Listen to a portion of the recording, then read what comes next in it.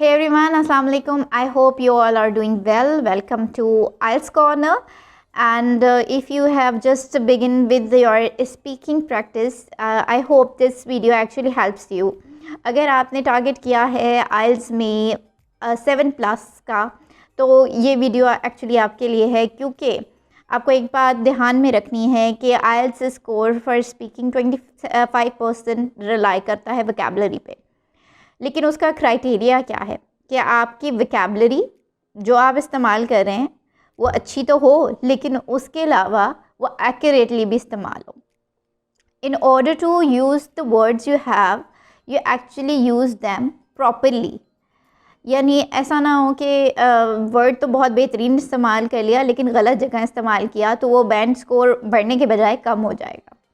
Instead of rushing for searching for new words, जो कि बहुत सारे लोग करते हैं, मैंने भी ऐसा किया था कि I started searching for new words and always finding difficult words, और हम उस प्रेशर में चले जाते हैं कि हमने तो बहुत ही अच्छे अच्छे वर्ड और फैंसी वर्ड्स जो किसी ने कभी ना सुने, हम वो वर्ड्स याद करने की कोशिश करते होते हैं। तो ये एक्चुअली बिल्कुल गलत तरीका है अपने आप को इस प्रेशर में डालने का, इस रेस में डालने के बजाय। What you actually need to do, first you have to find out कि आपका लेवल क्या है, what's your actual level currently, यानी जब आपने तैयारी शुरू की है। अगर आपको समझ आ गया कि आपका अभी जो इंग्लिश का लेवल है वो बहुत ही बेसिक सा है, वो आप कैसे फाइंड आउट कर सकते हैं। मैंने आपको एक वेबसाइट सजेस्ट की थी स्मॉल टॉक के नाम से। आप उस पर जाके क्या कहते हैं अपना एक मॉक ले सकते हैं स्पीकिंग के, आइल्स स्पीकिंग के लिए। आपको आपका बैंड स्कोर बता देगा, इवन वो आपको कमेंट में सजेस्ट भी कर देगा कि आपने किस तरह बात की है, आपने क्या क्या गलतियाँ की। तो उस तरह आप एक सजेशन ले सकते हैं कि अब मैं इस वक्त किस लेवल पे हूँ और मुझे इसके आगे कितना काम करने की ज़रूरत है। If you target for if you are on 4 और 5 and you actually want to score for 6, तो आप उसके लिए काम करना शुरू कर देंगे, ठीक है। और अगर आप 6 पे हैं then you have to work harder to achieve your target 7 और 7+। सो करंटली आप जो आपका लेवल है आपको पता चल गया। Now what you actually need to do, आपने किस तरह से अपनी वोकैब को इन्हांस करना है, और उसके लिए आपको एक्चुअली न्यू वोकैबुलरी यानी कोई बहुत ही हाई लेवल के वर्ड्स यूज़ करने की ज़रूरत नहीं है। What you actually need to do, इस पे बात कर लेते हैं अभी। अब आपको आपके एग्जिस्टिंग वर्ड्स पता चल गए, आपने एक पेज पे 5 वर्ड्स लिख लिए जो आपको आते हैं, जो आपने जस्ट इंस्टेंटली आपके माइंड में आ गए। कोई भी आपको स्पीकिंग का आपने लिया क्यू कार्ड, या आप कह सकते हैं आपने इंट्रोडक्शन क्वेश्चंस ही ले लिए, यानी आपने you have to talk about your house. Just think कि आपके दिमाग में क्या क्या वर्ड्स आते हैं और आपने क्या क्या वर्ड्स इस्तेमाल किए इस वक्त। अब आपने क्या करना है, आपने 5 वर्ड लिए, ठीक है, जो आपको आते हैं ऑलरेडी। आपने उनका सिनोनियम्स फाइंड आउट करना है।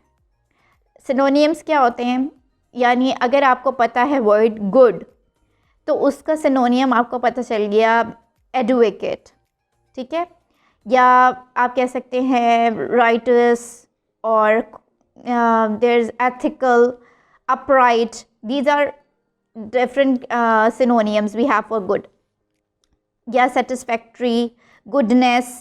These are the actually the synonyms for it.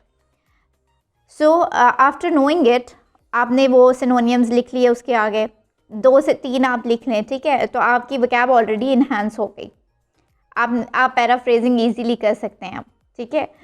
फिर आपने क्या करना है, आपने एंटोनियम्स फाइंड आउट करने हैं। अब एंटोनियम्स क्या होते हैं, they are the opposite of your word.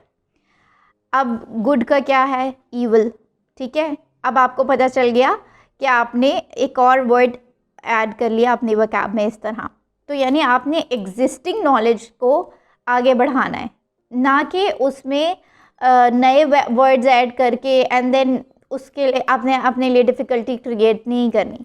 So this is the actual way to enhance your vocabulary. उसके बाद आपने क्या करना है, आपने उस वर्ड की फैमिली वर्ड्स फाइंड आउट करने हैं, यानी उससे रिलेटेड और कितने वर्ड्स आपको मिल सकते हैं। Just Google it, you will find multiple words related to your one existing word. उसके बाद तीसरा स्टेप क्या है आपके पास, तीसरा स्टेप आपने कोलोकेशन करनी है। कोलोकेशन क्या होता है, यानी एक वर्ड के साथ दो पेयर ऑफ वर्ड आप कह सकते हैं, या जो वर्ड्स एक्चुअली इस्तेमाल ही इस तरह होते हैं। कैच अ बस, ठीक है, कैच अ बस, आई जस्ट कॉट अ बस, और you can say heavy rain, green tea, red tea.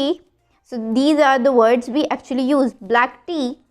हमेशा आप जब अपनी स्पीकिंग में कोलोकेशन ऐड करेंगे, आपकी एक्चुअली बहुत ज़्यादा स्पीकिंग बेहतर हो जाएगी। कोलोकेशन पे अलग से मैंने एक वीडियो बनाई है, उसको ज़रूर देखिएगा। वो इवेंचुअली आपको हेल्प करेगी समझने के लिए कोलोकेशन होता क्या है और उसको किस तरह फाइंड आउट कर सकते हैं आप। अभी भी इस बात को हम क्लैरिफाई करते जाते हैं कि आपने एक वर्ड लिया, आपने उसके कोलोकेशंस फाइंड आउट कर लेने। You will easily get a table on Google and you will eventually learn a 5 collocation a day. It will help you. आप जब वो कोलोकेशन याद कर लिए, अब ट्राई करें कि आपने उन वर्ड्स को अपनी स्पीकिंग में इस्तेमाल करना शुरू कर देना है। जब तक आप प्रैक्टिस नहीं करेंगे वो वर्ड्स, ऑब्वियसली आप कोई चांस नहीं है कि आपकी वोकैबुलरी ऐड होगी। Just by finding out and writing them down will not help you in speaking. I hope so this video eventually help you to enhance your vocabulary. आपको बहुत आसानी से समझ आ गया होगा कि आपने क्या क्या करना है। ये 3 स्टेप है, एक रिव्यू देती जाऊँ। आपने सबसे पहले अपने एग्जिस्टिंग नॉलेज को जांचना है कि आप किस लेवल पे हैं। फिर आपने अपने वर्ड्स फाइंड आउट करने हैं कि ये वर्ड्स मैं एक टॉपिक के लिए इस्तेमाल करती हूँ। आपने डिफरेंट टॉपिक्स एक्चुअली यूज़ करने हैं जिसके आप राउंड अबाउट में जाके वर्ड्स फाइंड आउट करेंगे, ठीक है। उसके बाद आपने सिनोनियम्स और उनके ऑपोजिट वर्ड्स यूज़ करने हैं अपनी वोकैबुलरी को इन्हांस करने के लिए। फिर उस एग्जिस्टिंग वर्ड्स की ही फैमिली को आपने जानना है। देन उसके लिए आपने कोलोकेशंस एक्चुअली आपको याद करने की ज़रूरत नहीं है। वी यूजुअली यूज़ कोलोकेशन, हमें पता नहीं चलता। हमने थ्रू आउट जितनी भी इंग्लिश सीखी होती है उसमें हमने कोलोकेशन सीखी होती है, लेकिन हम एक्चुअली प्रैक्टिस नहीं कर रहे होते डेली बेसिस पे, तो हमें पता नहीं चलता कि कोलोकेशंस हैं कैसी और क्या है। तो आई होप सो क्या आज आपको इस वीडियो के थ्रू ये चीज़ समझ आ जाए, क्लियर हो जाए। और आपको मज़ीद किसी तरह की हेल्प चाहिए so never hesitate to ask anything. और ये एक्चुअली प्लेटफॉर्म आप ही के लिए है ताकि आपको हर प्रॉब्लम का सलूशन प्रोवाइड किया जाए और आपको बताया जाए कि आप हर मॉड्यूल के लिए, अपने आइल्स के हर मॉड्यूल से यानी 4 मॉड्यूल के लिए किस तरह तैयारी कर सकते हैं, किस तरह अपने बैंड स्कोर को बेहतर कर सकते हैं। सो this is for speaking vocabulary. I hope this video eventually help you and you will ace IELTS with flying colors. So best of luck and just stay connected with us. Don't forget to subscribe if you are new to our channel. There are multiple videos in our channel you will find out and which eventually help you. So best of luck. Stay tuned with us. Take care. Allah Hafiz.